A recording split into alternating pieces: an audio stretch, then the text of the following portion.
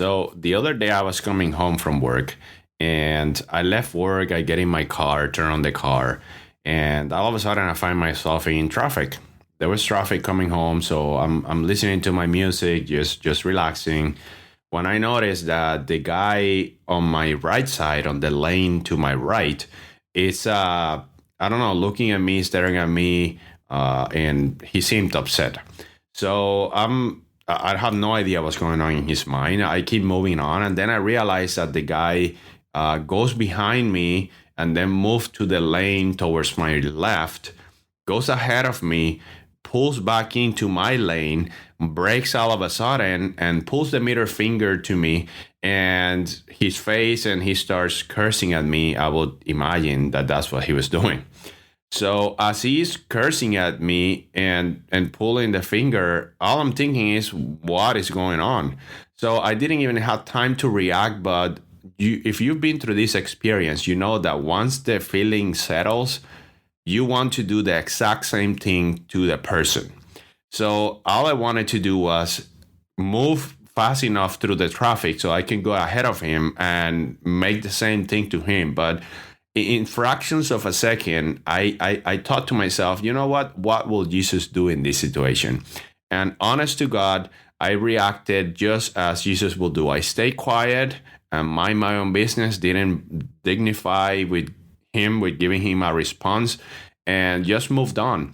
And it just got me thinking, what if everyone would react as such? What if everyone will ask themselves, what would Jesus do in this situation before responding with anger? What does the Bible say about this?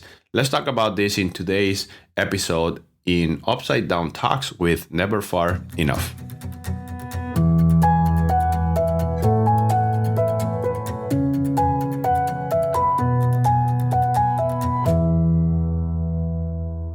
It is absolute human nature to want to react to situations where you are angry at. In the Bible, that's one of the things that I like the most about the Bible, is that the Bible doesn't disguise the human characters and human flaws. The Bible just accurately records horrors, to be honest, horrors in human history. But the fact that they're there says a lot about God and about the author and about the essence of the Bible. It's not about showing that we need to be perfect all the time. It's about showing that even with flaws, even reacting like normal human beings react, still we can be saved and we have an opportunity with God. But anyway, that's off topic. The thing is that in the Bible, one of the stories that came to mind talking about this topic is the story of Peter. When Jesus was about to be betrayed by Judas, the officers of the Pharisees and the priests, came to take him prisoner. And Peter reacted to this situation. Peter was obviously upset that his master, that his teacher, almost a family member, that Jesus was going to get apprehended. And he got so upset that he pulled his sword and he cut the ear of one of the people there, one of the officers. And Jesus, of course, what will Jesus do? Jesus, what he did was he stayed calm and he told Peter, put the sword away. You're not gaining anything. There's no point of doing violence here. And as the story goes, Peter obviously, stops with his anger, rage at the moment. And Jesus puts the ear back on the man, surgically by the Spirit. But the point of the story here is that Peter got upset. Peter reacted to the situation and reacted in the worst possible way he could have.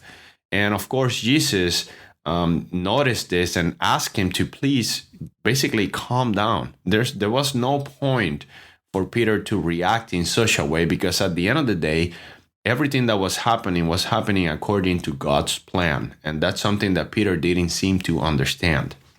And more than that, as we read in the Bible, what's the stand of the Bible when it comes to human anger? One of my favorite verses here is James 1, verses 19 to 20. And it says, "My dear brothers and sisters, take note of this. Everyone should be quick to listen, slow to speak, and slow to become angry.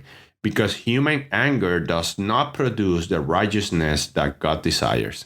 I mean, isn't this verse amazing? It basically summarizes everything that we're going to discuss in this topic.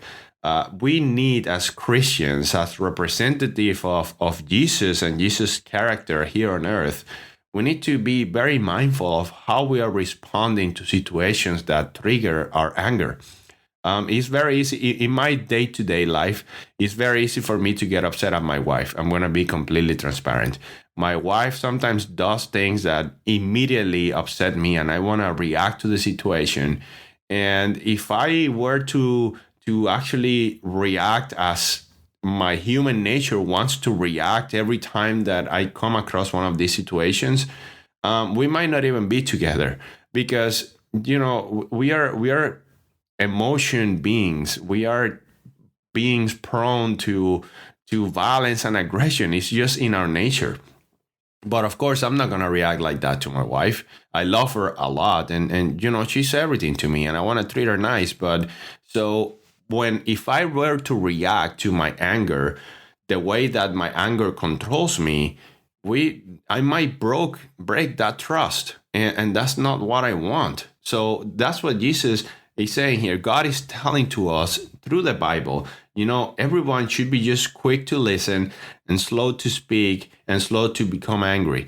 And the slow to speak portion is very crucial here, because that when humans respond based on emotions and at the moment, sometimes or oftentimes the words that come out of our mouths is quite not necessarily reflective of how we actually feel, but just an emotion-driven impulse of the moment.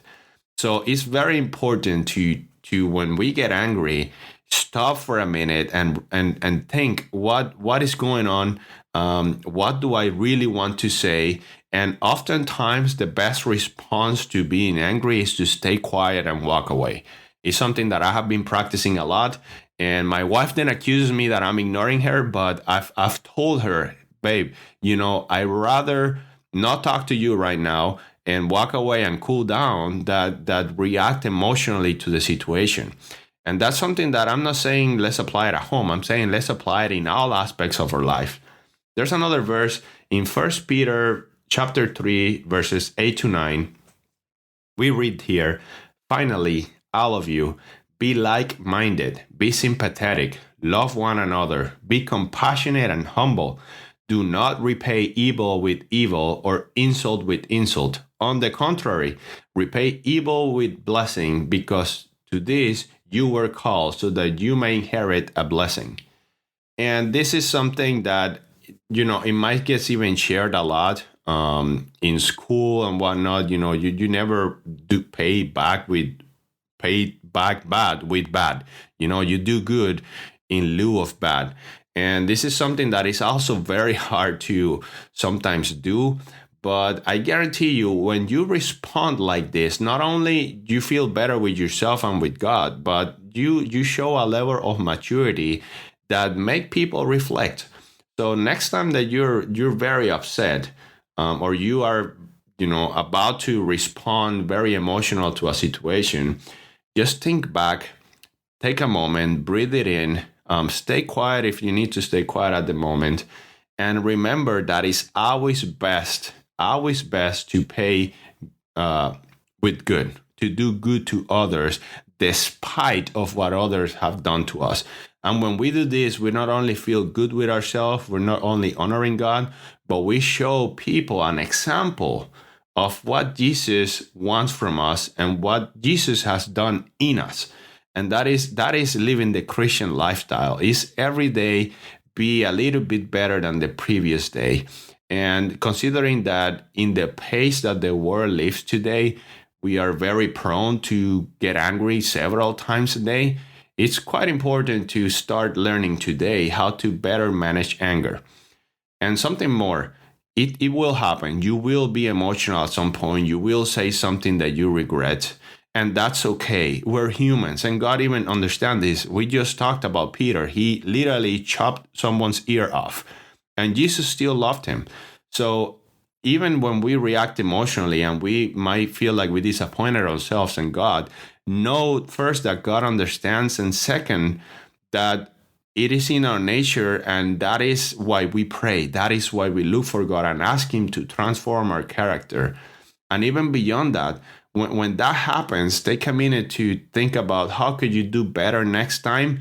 And of course, 100%, if along your response or the way you reacted, you offended someone or did something bad to someone, ask for forgiveness. Go to that person and acknowledge it. And if that person, you don't know them because it was, I don't know, an event that happened on the streets while you were driving, just tell God and say, God, I did this. I reacted in a way that I didn't quite want to react.